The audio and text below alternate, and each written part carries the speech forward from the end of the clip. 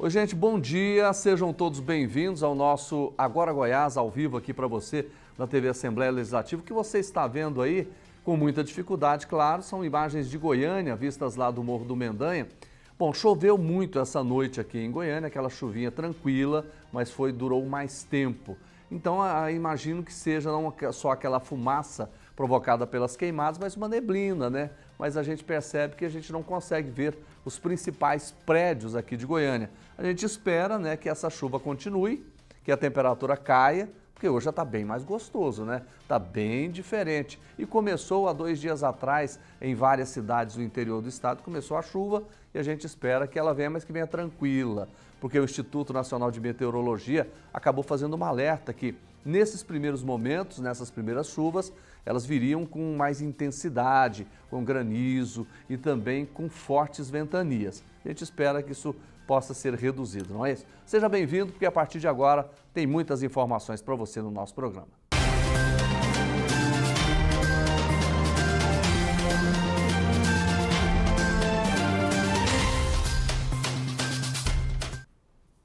A aula inaugural do curso de pós-graduação em Poder Legislativo e também Direito Parlamentar, além do lançamento do livro sobre políticas públicas, foi um evento importante que aconteceu aqui na Assembleia Legislativa. Isso demonstra também um investimento na formação de profissionais que atuam na área legislativa e na promoção também de discussões sobre a iniciativa parlamentar.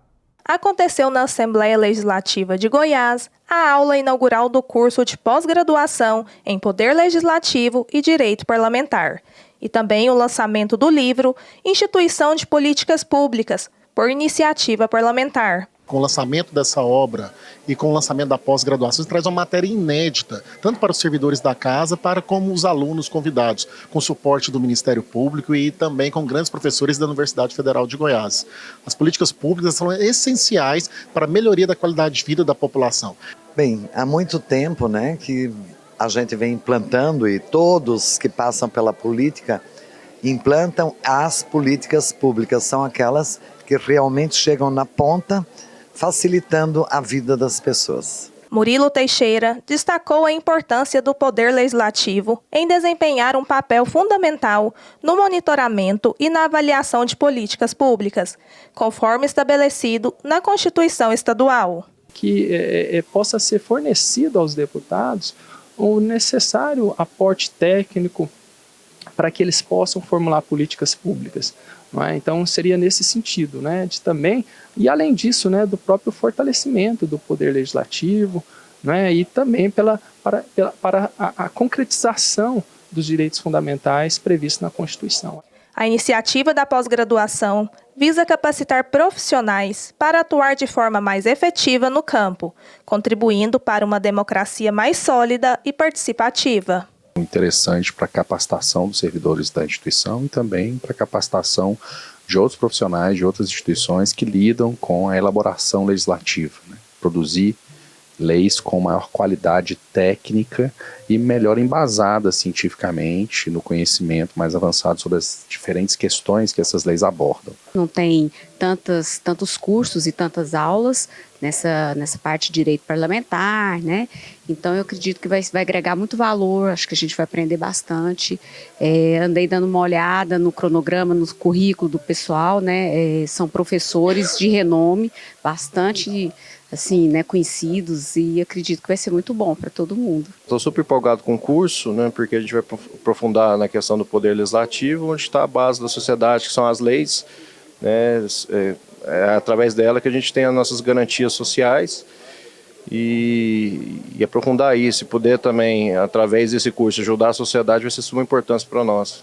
A deputada Bia de Lima falou sobre a importância de promover o conhecimento sobre o funcionamento do parlamento, enfatizando que uma compreensão mais profunda das dinâmicas legislativas é fundamental para a formação de cidadãos engajados e informados. Mais do que nunca se faz necessário ter uma compreensão ampla do quanto às vezes é complexo o próprio sentido da gestão pública e como proceder para a gente ter garantias, mais economicidade, mais potencialidade, dar oportunidades, fazer com que a gente tenha formação e pessoas qualificadas para cada área de atuação do serviço público.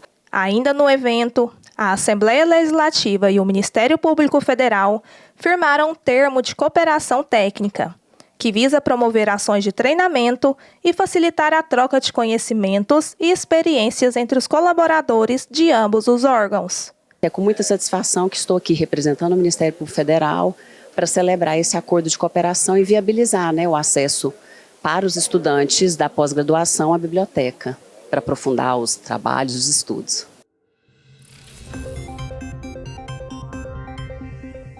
Gente, nós vamos falar agora sobre Previdência Social. Tem muitos assuntos importantes. Quem é o nosso convidado de hoje? Dr. Jefferson Maleski, advogado previdenciarista, mais uma vez com a gente ao vivo. Tudo bem, doutor? Bom dia. Seja bem-vindo. Bom dia. É um prazer estar de volta aqui, sempre falando desse tema bastante importante à população. Pois é, eu queria começar falando sobre as pessoas que têm paralisia cerebral. De que forma a Previdência Social abriga essas pessoas? Bem, a gente está na semana das pessoas com paralisia cerebral, E elas têm os mesmos direitos das outras pessoas com deficiência. Ou seja, se a pessoa contribui para a Previdência ou contribuiu para a Previdência e veio a ter paralisia cerebral depois, ela pode pedir os benefícios por incapacidade, que afastam ela do trabalho. Agora, se ela nunca contribuiu, como por exemplo uma criança, ela pode pleitear o benefício de prestação continuada, que é o benefício assistencial para pessoas que não estão seguradas pela Previdência. Vamos então começar por essas crianças, depois a gente chega em quem já contribui com o INSS. No caso da criança, quais são os requisitos que ela tem para receber o BPC? Bem, a criança vai precisar fazer um laudo médico, documentação médica que comprove que essa deficiência ela é de longo prazo. É o termo que está escrito na lei, deficiência de longo prazo. Isso quer dizer o quê? Que essa deficiência tem que ter 2 anos, ou 2 anos para trás ou 2 anos para frente. Que ela vai durar pelo menos 2 anos. Como a paralisia cerebral geralmente é uma doença irreversível, só na constatação, pode ser uma criança de recém-nascida, mas que constate que ela tem a paralisia, ela já pode ter o direito a pleitear o benefício, porque não vai ser revertido em 2 anos. Então, os pais têm que pegar essa documentação médica, fazer o pedido junto ao INSS, comprovando também que é uma família de baixa renda e eles vão conseguir esse benefício. Nesse caso, qual tem que ser a renda da família?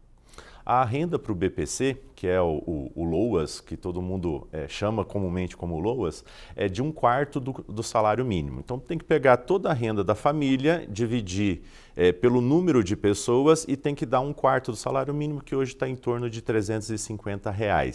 Se a renda ultrapassar, pode abater desse valor as despesas que são gastas com a pessoa com deficiência. Então, fraldas geriátricas, remédios, tratamentos, se tiver os comprovantes dessas despesas, vai abater.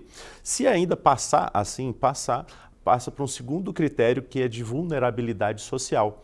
Se aquela família, depois de passar por uma perícia de uma assistente social e verificar que ela é uma família vulnerável socialmente, ela, mesmo ultrapassando o critério da renda, ela pode conseguir o benefício. Agora, esse benefício é em que valor? Qual é o valor? O benefício é valor fixo de um salário mínimo. Geralmente, os benefícios assistenciais, eles são todos fixados em um salário mínimo. Doutor Jefferson, se por exemplo, nesse caso, a pessoa se enquadrou nesse benefício, mas de repente um membro da família, o pai ou a mãe, consegue um emprego com mais de um salário mínimo, aí ele perde o benefício? Aí vai ser recalculada a renda da família, ver se continua dentro dos critérios. Os critérios de renda, eles não são simplesmente para a pessoa ganhar, para ela conseguir o benefício. Também são para ela manter o benefício. Então, se alguém da família conseguir um emprego onde pague um valor um pouquinho maior, vai influenciar no critério de renda da família e ela pode perder se ultrapassar esse valor. Vamos falar agora da pessoa que contribui. Né? A pessoa está trabalhando, de repente ela teve um problema, ficou com paralisia cerebral. Quais são os critérios para que ela consiga aposentadoria? Primeiro, ela tem que ser segurada, né? Tem que estar contribuindo, tem que estar ou contribuindo no momento ou naquele período de graça. Parou de contribuir há pouco tempo, há pelo menos 6 ou 12 meses, dependendo do tipo de segurado que ela é. Se ela se encaixar nesse requisito, tem que pegar o laudo médico também, a documentação médica, para comprovar essa incapacidade, e daí ela vai pedir o benefício. Vai passar por uma perícia médica dentro do INSS e essa perícia vai indicar se ela está incapacitada temporária ou definitivamente. Vai ganhar o auxílio-doença ou aposentadoria por invalidez. Doutor, tem carência nesse caso?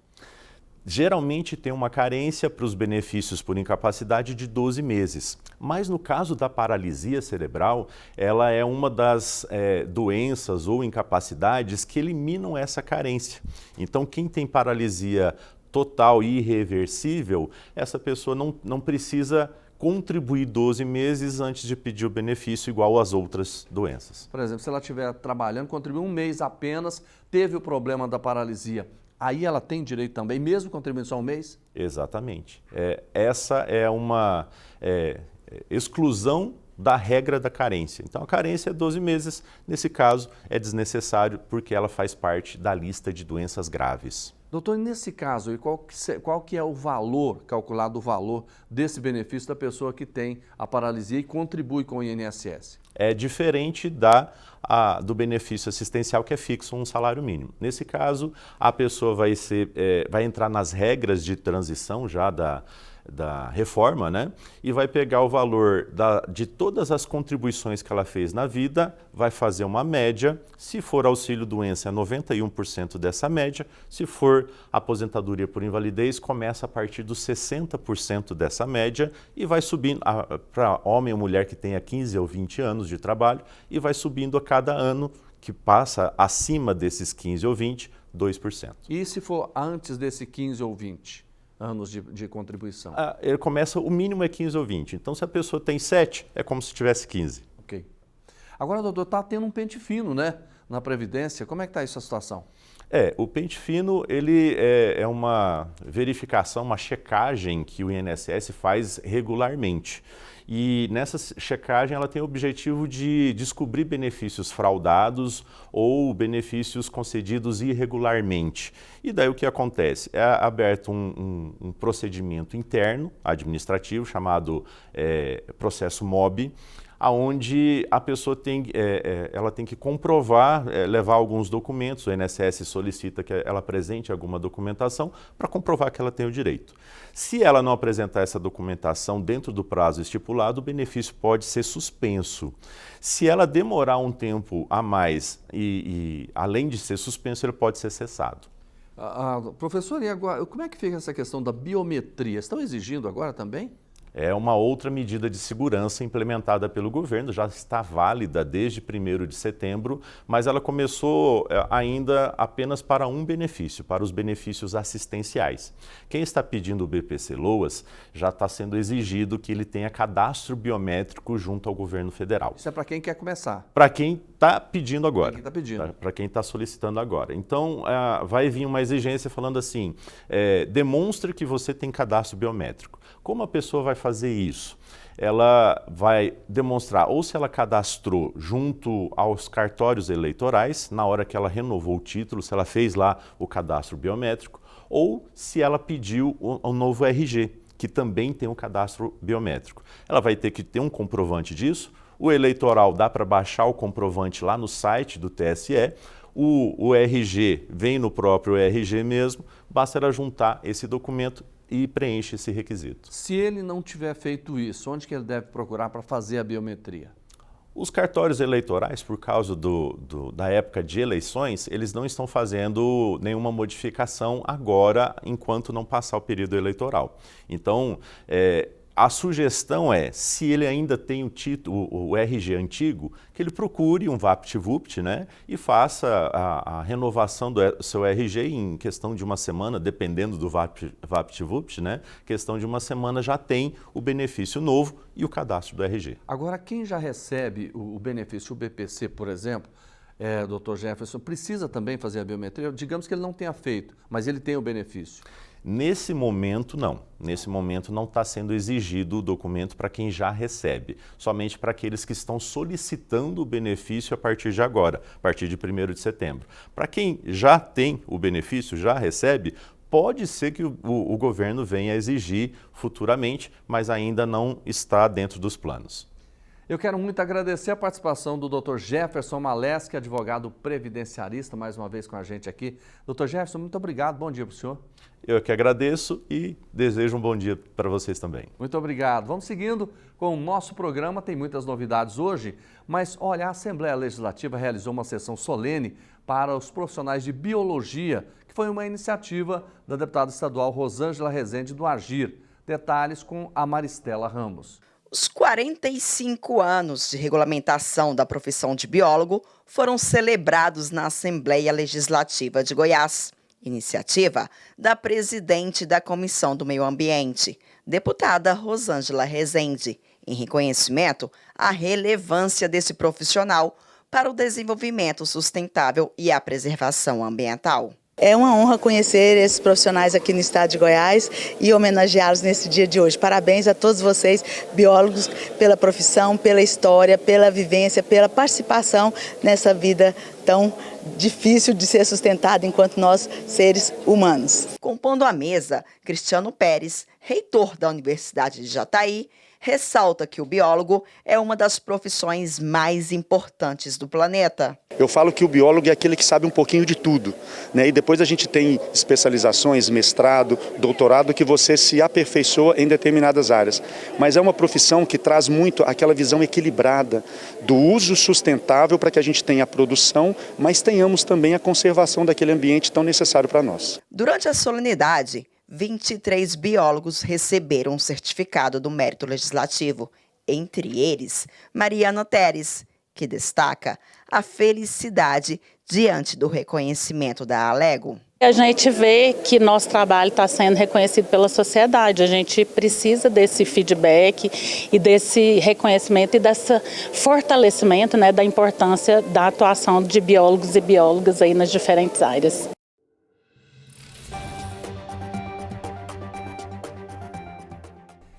Bom, gente, eu vou começar essa entrevista fazendo uma pergunta. Terapia hormonal dá câncer de mama? É uma pergunta que quem vai responder para a gente, doutora Mariana Mello, ginecologista da Assembleia Legislativa, toda quinta-feira está aqui com a gente. Tudo bem, doutora? Seja bem-vinda. Obrigada, é um prazer sempre estar aqui. Prazer é nosso em recebê-la. Bom, vamos lá. Terapia hormonal dá câncer de mama? Que dúvida frequente, né, das mulheres. É uma coisa que assombra a maioria das mulheres. Não, a resposta categórica é que ela não dá câncer de mama. Por que será que criaram essa ideia? Então, existem conceitos diferentes de carcinogênese, que é uma substância que induz uma célula normal a virar uma célula cancerígena, e a carcinocinética, que são medicamentos que podem levar uma célula já tumoral a crescer. A terapia hormonal, né, uma parte da terapia hormonal, e a gente vai conversar sobre isso ao longo da entrevista, pode levar ao crescimento de uma célula tumoral, mas ela não faz uma célula que é normal virar uma célula cancerígena. Então a resposta categórica é não. Ah, isso é importante, né? Porque aí a gente até é bom explicar, né? Para que serve a terapia hormonal, para que a gente possa desenvolver. Então, fala um pouquinho para a gente da terapia hormonal, doutora. Então, a terapia hormonal, ela é o único medicamento que consegue resolver todos os sintomas relacionados à menopausa. Seja onda de calor, insônia, ganho de peso, alteração de humor, libido, resposta sexual. Todas essas alterações que são decorrentes da falta de estrogênio, né, que é o hormônio que para de ser produzido depois da menopausa, são resolvidos com a terapia hormonal. E tem N benefícios além dessas indicações. Reduz o câncer de intestino, A terapia estrogênica já foi comprovada, né? Que reduz a incidência de câncer de mama. Isso é uma coisa muito interessante de ser dita, né? Os estudos mostraram que quando a mulher usou apenas estrogênio e não usou progesterona, a incidência foi menor do câncer de mama. Então, o grande vilão aí da terapia hormonal nesse assunto, câncer de mama, é a progesterona, que a mulher que tem útero precisa usar para proteger o endométrio durante o uso da terapia hormonal. Até aproveitando esse gancho da senhora, vamos falar então dos fatores de risco, né, para o câncer de mama. Isso, o câncer de mama, o principal fator de risco é ser mulher, né? Sim. Ser mulher já é um grande fator de risco. E a mulher, ela tem um risco habitual de 14%, independente de outros fatores de risco associados de terapia hormonal, que seria 1 a cada 8 mulheres. É uma incidência grande, né? E existem outros fatores de risco que precisam ser difundidos para a gente não ter tanto medo da terapia hormonal. Eu trouxe essa tabela, Sim. É uma tabela do Reino Unido, que deixa bem claro a influência dos outros fatores de risco no câncer de mama. Então, por exemplo, a obesidade é o fator que mais aumenta o risco de câncer de mama. Olha ali embaixo, o azulzinho é o risco habitual e o vermelhinho seria o risco associado a mais, né? Então, olha como aumenta muito mais a obesidade do que a própria terapia hormonal lá em cima, né? Quando a gente olha, por exemplo, fumante, né, consumo de álcool, o tabagismo. Quer dizer, a obesidade está lá na frente. Está lá na frente, então tem que ser combatida mesmo a obesidade. E aí, como eu falei, né, quando a terapia hormonal é feita só com estrogênio, o verdinho significa menos casos. Tá? Então, a terapia só com estrogênio, ela reduziu a incidência do câncer de mama, enquanto a terapia combinada de estrogênio com progesterona aumentou 4 casos, né, nessas usuárias. E a atividade física, a última linha, né, a atividade física moderada, exercício, né, por semana, reduziu pra caramba. Olha quanto a gente tem de redução, né? Então, são fatores de riscos que a gente precisa difundir mais para as pacientes. A senhora falou na mulher, o homem também tem câncer de mama? Tem câncer de mama. É mesmo? Tem. Inclusive, a história familiar de um homem com câncer de mama aumenta muito o risco da mulher ter câncer de mama também. Então, é a questão genética. Tem que ficar de olho. Tem que ficar de olho, tem que ficar de olho. A história familiar é uma coisa muito importante. E, curiosamente, as mulheres às vezes acham que a história familiar contraindica a terapia hormonal. E, na verdade, não. A contraindicação da terapia hormonal relacionada ao câncer de mama é a história pessoal. Aquela mulher que teve o câncer de mama, infelizmente, ela não pode usar o hormônio sistêmico, né? Ou comprimido, ou gel, ou adesivo. Mas a história familiar, a mãe teve câncer de mama, ou a irmã teve câncer de mama, isso não contraindica.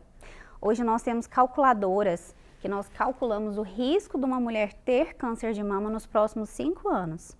Então, quando a gente tem um risco menor do que 14%, né, que seria o risco habitual, né, que eu falei para todas as mulheres, essa mulher está liberada para usar. Como é que é feito esse trabalho? A senhora falou que você pode avaliar os próximos 5 anos da mulher. Como é que é feito isso? É uma calculadora. Existem várias calculadoras que foram desenvolvidas mundialmente.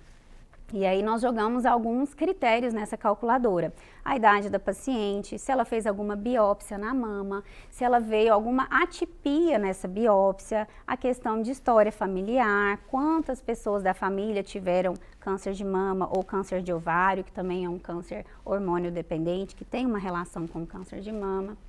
E aí no final eles fazem um cálculo de risco. Então um risco entre 14 e 20 nós chamamos de moderado. Essa mulher precisa avaliar o risco e o benefício, né, de usar a terapia hormonal combinada. E acima de 20 é uma mulher de alto risco. Essa mulher deve evitar a terapia hormonal. Doutor, então quer dizer, no caso do câncer de mama, a prevenção é tudo.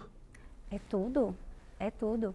E curiosamente, as mulheres que estão usando terapia hormonal, elas são mais preocupadas, então elas têm um rastreamento melhor, né? A mulher, independente de usar a terapia hormonal, ela precisa fazer a mamografia todos os anos, porque o rastreio, o exame de rastreio é um exame que identifica lesões antes de um diagnóstico de câncer.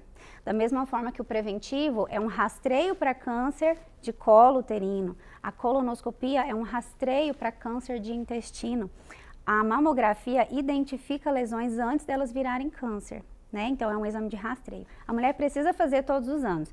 A mulher que A partir está... de que idade? A partir de 40. 40. Agora eu quero perguntar para a senhora o seguinte, a partir de 40, mas a mulher, por exemplo, ela teve um caso que a avó teve câncer de mama, ou a mãe, alguma coisa assim, e ela está numa idade de 15, 20 anos, ela precisa fazer?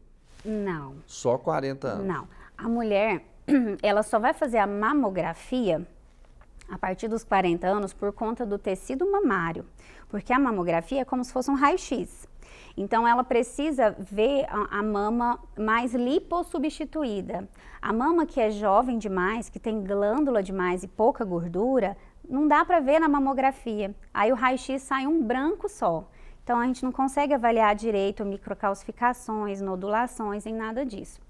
Mas assim, aquela mulher que é considerada alto risco, né, tem vários casos na família, tem mutação genética para câncer de mama, ela antecipa os seus exames. Então, por exemplo, a partir dos 35 anos, né, quando é alto risco, ela já tem que fazer exames anuais, seja com uma ressonância magnética, que é indicada para fazer o rastreio nas populações de alto risco, seja uma mamografia já sabendo que tem esse viés, né, de mama densa, difícil de ser avaliado, seja com ultrassom.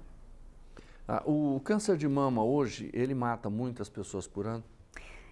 Curiosamente, não. Não. Graças a Deus. Mas tem uma incidência grande? Não.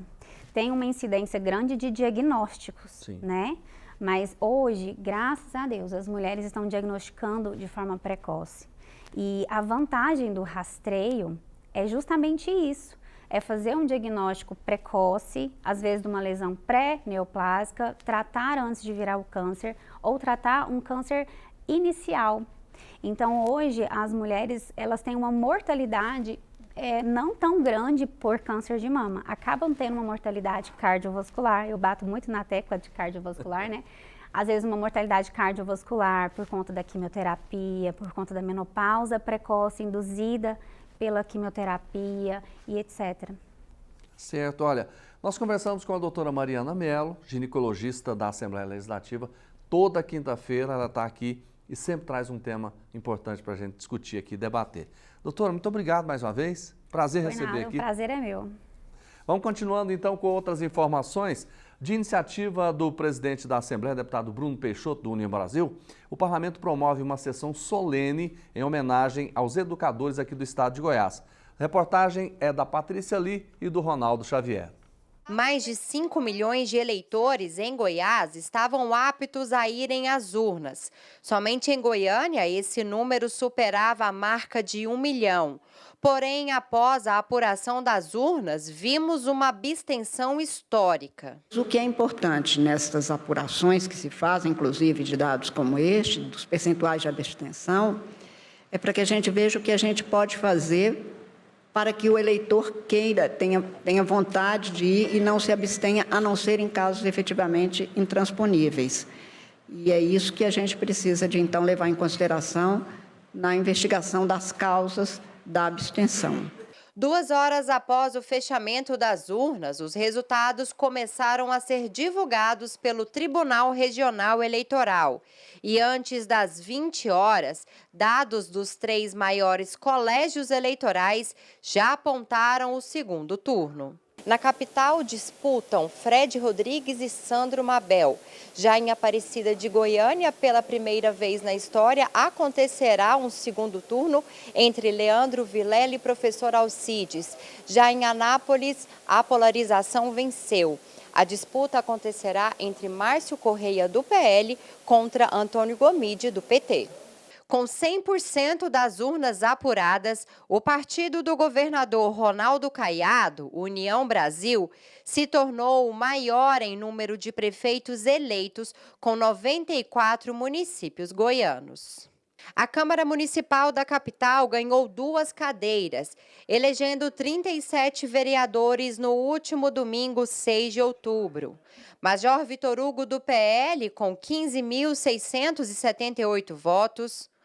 Edivar Madureira, do PT, com 13.573 votos.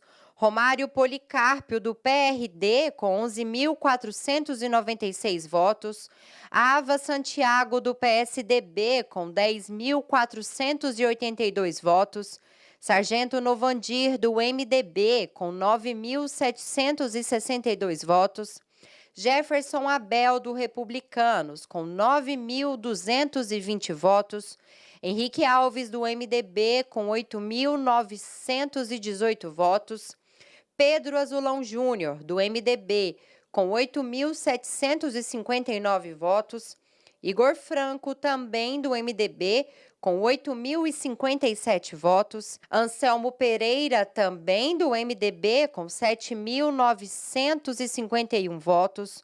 Lucas Quitão, do União Brasil, com 7.806 votos. Isaías Ribeiro, do Republicanos, com 7.657 votos. Cátia Maria, do PT, com 7.247 votos. Fabrício Rosa, também do PT, com 7.216 votos. Oséias Varão, do PL, com 7.194 votos. Luan Alves, do MDB, com 6.953 votos. Ronilson Reis, do Solidariedade, com 6.468 votos. Juarez Lopes, do PDT, com 6.340 votos. Bruno Diniz, do MDB, com 6.325 votos. Lucas Virgílio, do MDB, com 6.308 votos. Cabo Sena, do PRD, com 6.306 votos. Bessa, do DC, com 6.123 votos. Leia Clébia, do Podemos, com 5.976 votos. Tião Peixoto, do PSDB, com 5.726 votos. Coronel Orzeda, do PL, com 5.602 votos. William Veloso, do PL, com 5.491 votos. Rose Cruvinel, do União Brasil, com 5.290 votos. Léo José, do Solidariedade, com 5.267 votos. Denício Trindade, do União Brasil, com 5.238 votos. Welton Lemos, do Solidariedade, com 5.121 votos. Marquinhos Goiá, do PRD, com 5.037 votos. Dr. Gustavo, do Agir, com 4.506 votos. Tialo Guiotti, do Avante, com 4.425 votos. William do Armazém Silva, do PRTB, com 4.069 votos. Eiler Leão, do PP, com 3.710 votos. Daniela da Gilca, do PRTB, com 3.705 votos. E Sanches da Federal, do PP, com 3.607 votos. O cientista político professor Guilherme Carvalho fez um balanço das eleições municipais de 2024.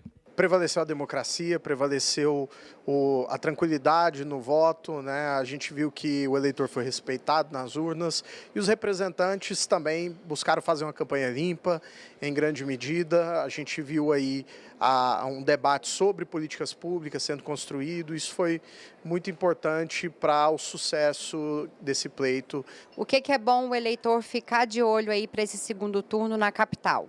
Principalmente no diferencial entre os candidatos, porque quando nós temos dois candidatos vindo razoavelmente do mesmo campo político, é importante perceber o diferencial, tanto em termos de trajetória quanto em termos da solidez das propostas, aquilo que realmente tem a viabilidade de ser aplicado em uma cidade tão complexa como Goiânia.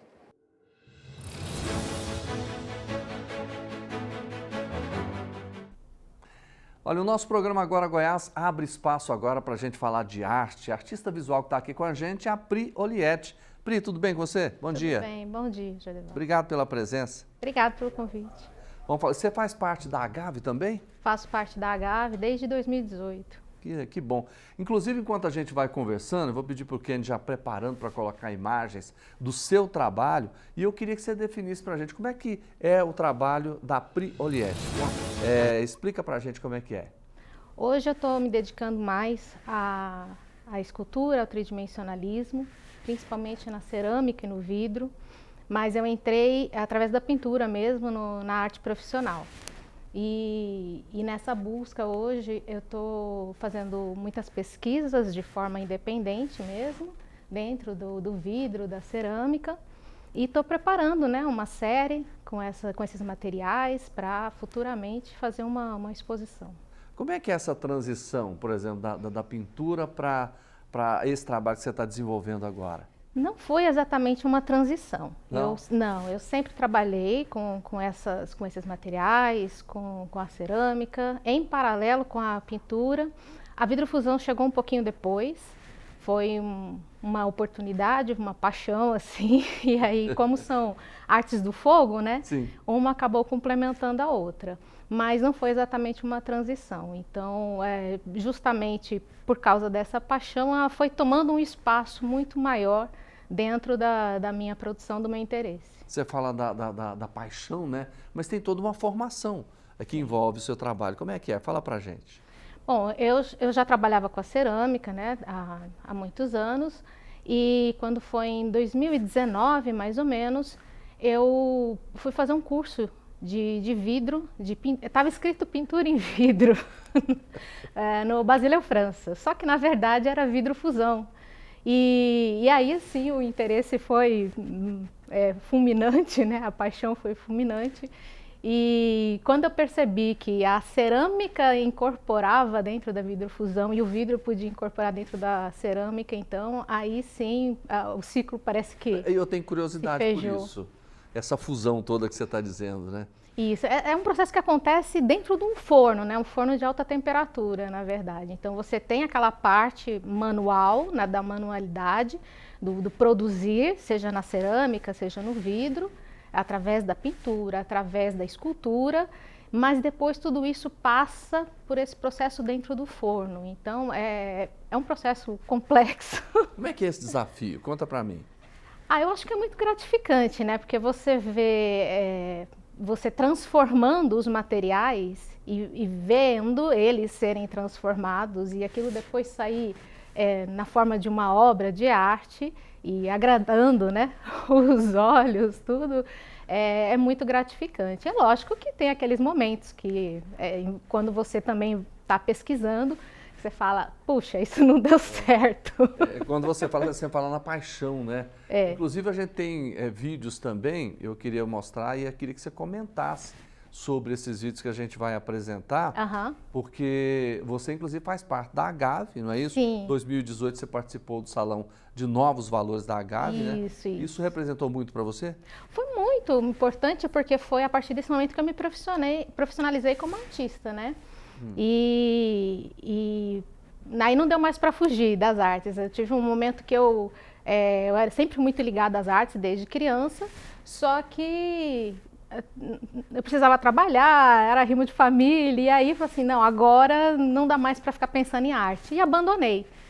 E já em Goiânia, que eu sou paulista, né? Eu estou em Goiânia desde 2013, e quando foi em 2016, mais ou menos, eu estava com a minha filhinha, com quase 2 anos, e eu fiz um desenho. E a partir daquele momento que eu fiz um desenho, eu falei, poxa, acho que tem que voltar mesmo para isso. Hoje é possível viver da arte? É difícil, Jodiva, é difícil, mas a gente vai fazendo um esforço, né? Não pode parar. Nós estamos mostrando algumas imagens, fala dessas imagens para a gente. Pois é, essa foi uma produção, está em pesquisa ainda, é uma série que está em construção. A inspiração foram as caveiras mexicanas, mas estou tentando abstrair essa parte desse colorido da mexicana para não ficar tão estereotipado. Então, eu estou tentando transformar ela, não para perder a característica, mas para realmente mostrar que como pode ser feita essa abertura. Agora você trouxe mais trabalhos que a gente pode mostrar. Aí já é outra linha, né? Isso, essa daí é cerâmica, é de uma outra série que chama Luz.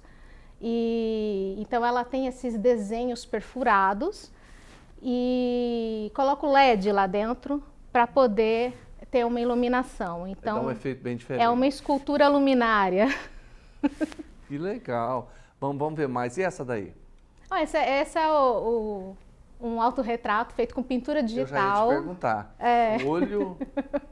É feito com pintura digital, foi feito exclusivamente no computador, né, na mesa gráfica. E que eu também pinto, faço retratos, que faz parte da pintura em si, né? Esse é em vidro, então é uma escultura de parede. Tem os grafismos daqui de Goiás, né? Então tem esse resgate também dessa coisa do cerrado. Que legal. Agora tem alguma exposição já prevista para você participar? Não, nesse momento não, porque eu estou na produção, né? Nesse momento de produzir as peças. Mas para o ano que vem, a partir do ano que vem, com certeza já vou estar produzindo alguma coisa. Tá certo. Pri, eu queria te agradecer. Pri Oliete, artista visual, está aqui com a gente falando do trabalho. A gente sempre abre espaço, né, para a nossa cultura. Como é bom a gente falar disso, né? Pri, obrigado. Obrigada. Bom dia para você. Seja bem-vinda. Dia. Volte mais vezes. Obrigada. Gostei. Agora sim, nós vamos ver aquela matéria sobre educadores. Veja só. Com a iniciativa do presidente da Assembleia, deputado Bruno Peixoto, o parlamento promove uma sessão solene em homenagem aos educadores aqui do nosso estado. A reportagem é da Patrícia Lee. Um mundo de cores, formas, muita criatividade e sonhos. É tão bonito de se ver uma fase tão única e decisiva, especialmente no período da primeira infância. O papel do professor, da escola, são de extrema importância nessa fase. Nós temos que ajudar esta criança a se tornar o cidadão, o profissional que ele venha querer ser, mas que eles tenham um caráter solidificado, com valores sólidos. Aí sim, nós teremos um mundo melhor, né? Um mundo novo. A educação em seu lugar de destaque e de direito. A Assembleia Legislativa promoveu sessão solene em homenagem a homens e mulheres, professores, educadores, que fazem a diferença na vida dos alunos, na construção da formação do cidadão de bem. Imensamente reconhecida, assim, porque é um trabalho de base onde a gente consegue formar todas as outras áreas, né? Então, um merecimento mesmo, assim, um reconhecimento.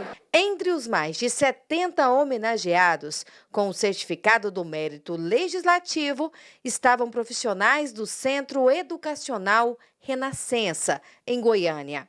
A instituição, que está promovendo no hall de entrada da Assembleia Legislativa a exposição Livres para Criar, apresenta obras criadas pelo imaginário de uma turma bem especial. O projeto começou dentro da sala de aula, quando eu percebi que havia certos bloqueios criativos na criança, da faixa etária que eu peguei, de 1º a 7º ano.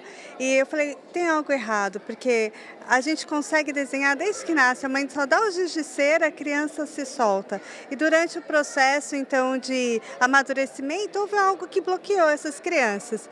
E eu falei assim, não, vamos desbloqueá-las e é agora. Uma coisa maravilhosa, uma coisa que entrou no meu coração e que vai fazer uma parte da minha vida. Quando a gente está dentro do ateliê, vem milhões de coisas nas nossas cabeças para a gente criar e é difícil de decidir. Aí a professora, ela nos ajuda. Eu achei um conceito muito extraordinário, juntar todas as obras em um só conceito. Eu gosto das aulas de geografia, história, inglês, artes e educação física. A sessão em homenagem aos educadores goianos foi proposta pelo presidente da casa, deputado Bruno Peixoto, do União Brasil. Na ocasião, foi representado pela deputada Bia de Lima, do PT. Fico feliz em poder aqui dar abertura em nome do presidente Bruno Peixoto dessa importante iniciativa em que a gente está aqui para homenagear esses profissionais que têm procurado trazer conhecimento, espiritualidade, oportunidade, formação para as crianças, para os jovens, e é por isso que a Assembleia Legislativa está de parabéns. Me sinto grata a Deus em primeiro lugar, grata à Assembleia Legislativa, né, em nome do Bruno, que nos recebeu com tanto carinho. Então é uma gratidão enorme, enorme, sem palavras. É muita gratidão.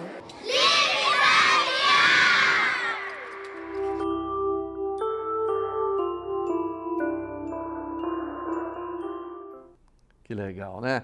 Gente, sertanejo e MPB foram os gêneros apreciados pelos servidores e também pelos visitantes da Assembleia Legislativa durante o almoço cultural. Tradição de todas as quartas-feiras aqui na casa. Quem foi a artista dessa vez foi o repórter, né, nosso artista, o Paulo Vitor, foi lá cantar e a gente apresenta os melhores momentos agora.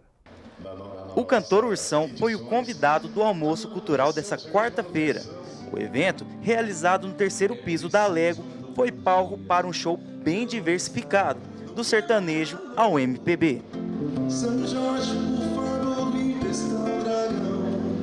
Quando eu recebi o convite, já me falaram, o pessoal gosta do MPB, gosta de um sertanejo mais enraizado, uma coisa assim mais bonita. E eu falei, não, então é um tipo de lugar desse que eu gostaria mesmo de estar me apresentando e com certeza conhecer essas pessoas maravilhosas. Ursão é musicista e compositor. Atualmente está em processo de gravação de seu primeiro álbum como artista solo. São canções autorais e vou abordar justamente essa proposta de ter um álbum com bastante coisas do Brasil. Vai ter um baião, vai ter um axé, vai ter um sertanejo, vai ter um rock, vai ter um samba. Emiliana Pereira, responsável pela seção de atividades culturais, destacou a relevância do trabalho desenvolvido. Momento de descontração, momento gostoso, onde você almoça e aí tem o privilégio de poder estar acompanhando aí uma música boa, né? Porque os artistas aqui são muito bons e cada vez mais tem sido muito procurado pelos artistas esse momento aqui na casa, o que pra gente é um privilégio, né, também. Com um velho boiadeiro levando a boiada, eu vou tocando os dias, pela longa estrada eu vou. Gente, por hoje é só. Obrigado pela sua companhia. Amanhã, no mesmo horário, a gente vai estar de volta. Fiquem todos com Deus. Um grande abraço e até lá.